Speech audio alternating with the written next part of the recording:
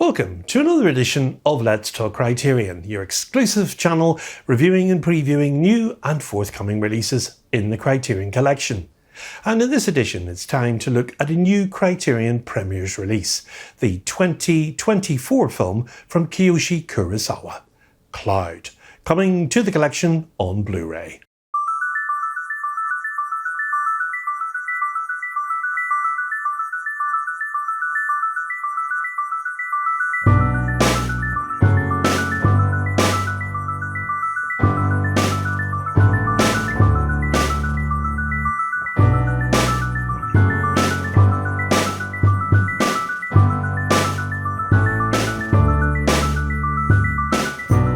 Kiyoshi Kurosawa brought his enigmatic psychological drama Cure to the Criterion collection not too long ago, and this of course introduced him into the collection with his groundbreaking work. Now Cloud is his last film, and it stars Masaki Suda as Yoshi, a bored factory worker and reseller on the internet, which turns him a tidy profit. The film premiered out of competition at the 81st Venice International Film Festival in August of 2023, and it was also selected as the Japanese entry at the 97th Academy Awards. Now, it effectively examines what we commonly would call a scalper. That's someone who buys high-value items cheap and sells them with a high markup, usually on the internet, to make a fast profit.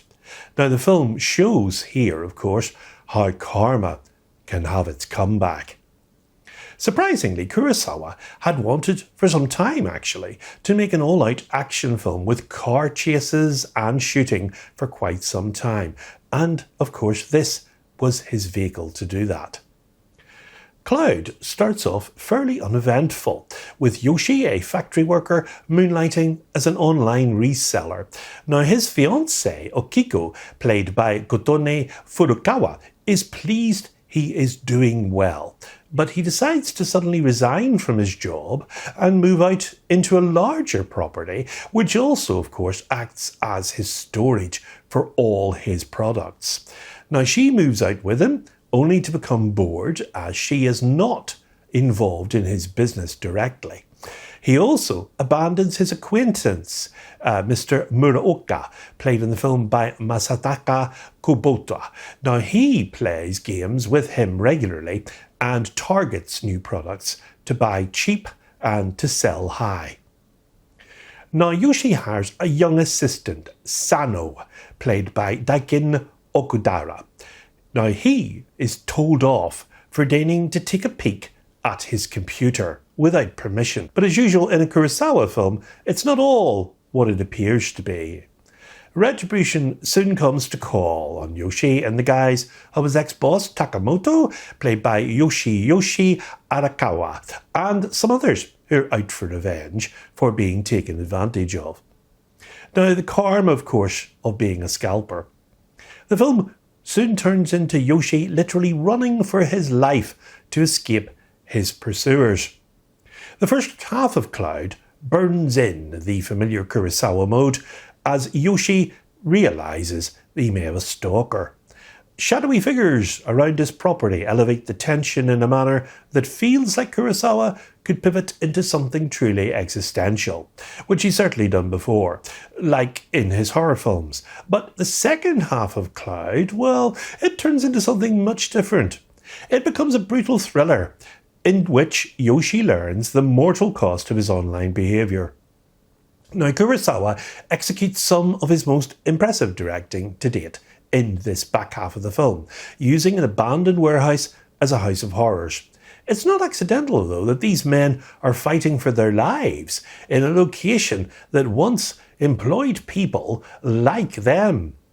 The jobs probably went online. Now, you'd think this would lead to some introspective musing about the morality of Yoshi's chosen occupation, but he never atones, or even truly reflects on his actions. Even more curiously, Kurosawa doesn't seem to be interested in exploring that either. Instead, he decides to pivot to portray the angry mob as equally depraved, muddying the waters until the film loses its satirical bite.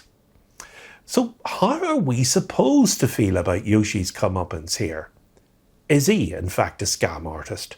Or is he a victim of an online witch hunt? Well, he's certainly no angel. We see Yoshi underpay one guy in the film and sell some fake purses online, and he's certainly not the most morally corrupt person you would find on Facebook Marketplace. Is Kurosawa suggesting here that any sin at all paves the road to hell? And it's also important to note as well that the vengeful souls who come to drag down Yoshi, they aren't exactly Mr. Orange themselves, bumbling their way through a venture that becomes increasingly and unpredictably violent. Now, everyone is fighting here for something, well, anything really, in a time when most people get nothing, and then they're asked to fill out an online survey about it. Now, one thing that makes the film work so well is Suda's brilliantly unreadable performance, aloof but insecure and increasingly paranoid.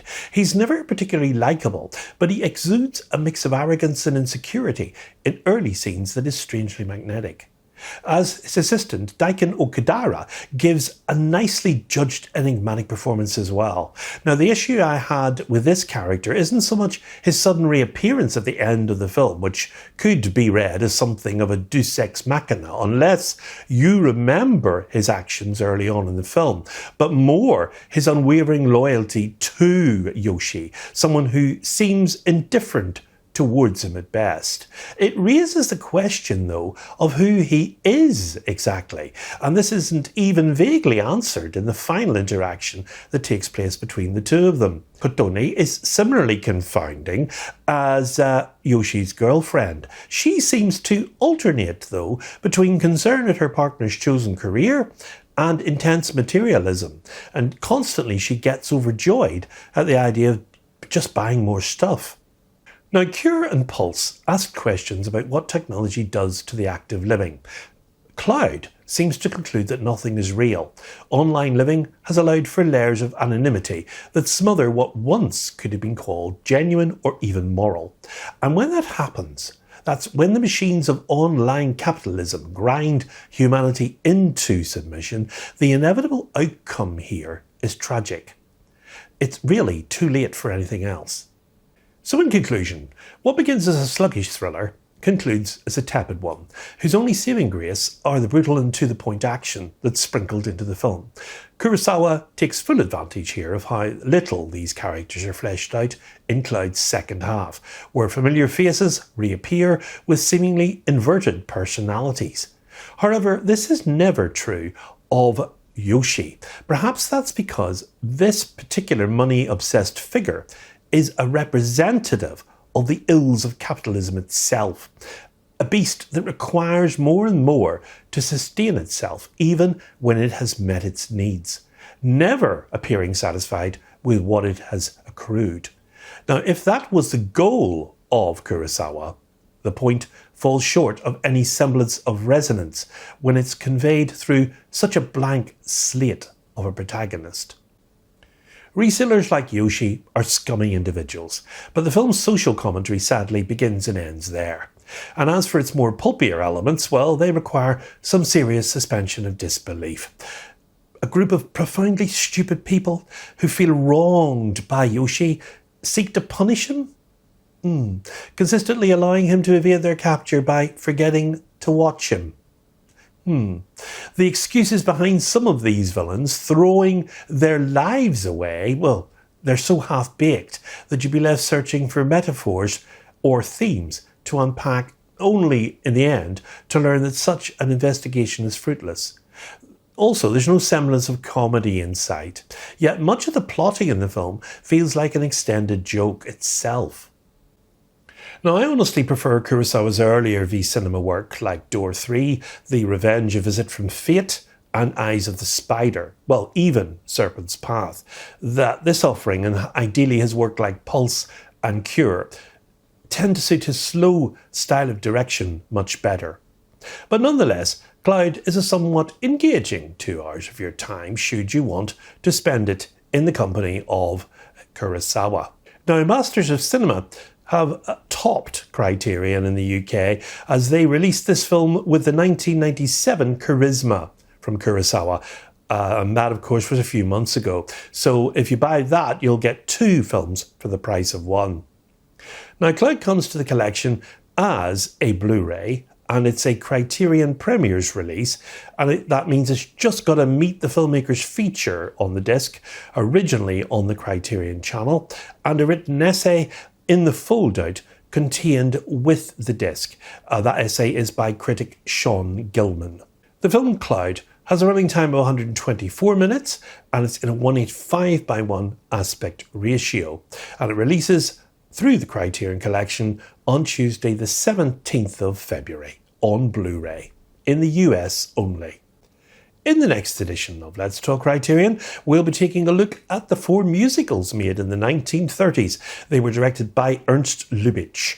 Eclipse Series Volume 8, Lubitsch Musicals, coming to the collection on Blu-ray. So, until then, from me, as always, it's goodbye, and above all, good Criterion viewing.